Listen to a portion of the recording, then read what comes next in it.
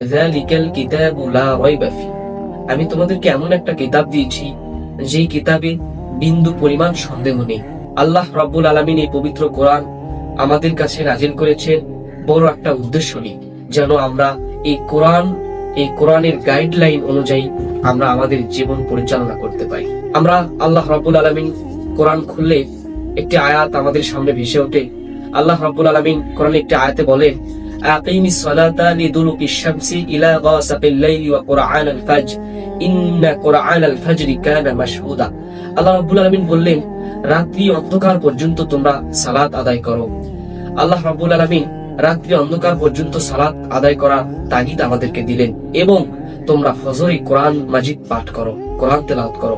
অবশ্যই আল্লাহ রাব্বুল আলামিন কোরআন পাঠ করলে ইন্না কানা মাশহুদা, আল্লাহ রাব্বুল আলামিন বলেন অবশ্যই ফজর পর ফেরেশতা অবতীর্ণ করেন। প্রিয় ভাইরা, দিনের যে কোনো সময় আমরা কোরআন মাজিদ তেলাওয়াত করব।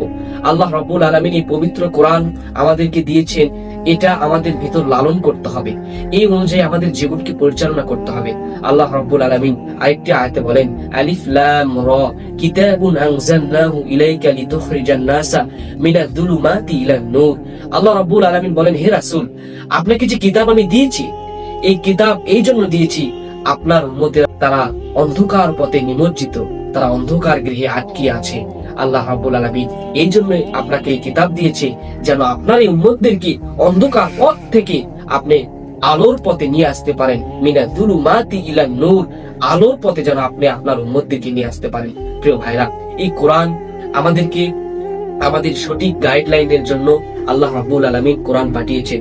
এই কোরআন অনুযায়ী আমরা আমাদের জীবন পরিচালনা করব। কোরআনের গাইডলাইন যদি আমরা মানতে পারি, দুনিয়া এবং আখিরাতে উভয় আমরা আল্লাহ তাআলার কাছে সফল হিসাবে গণ্য হব। প্রিয় ভাইরা, আল্লাহ রাব্বুল আলামিনের এই সমস্ত আয়াত থেকে বুঝতে পারি কোরআনের মর্যাদা, কোরআনের বিশেষত্ব। এই জন্য প্রিয় ভাইরা, আল্লাহ রাব্বুল আলামিন আমাদেরকে সবাইকে 5 ওয়াক্ত নামাজ এবং ফজর পর কোরআন মাজিদ তেলাওয়াত করার তৌফিক দান করুন।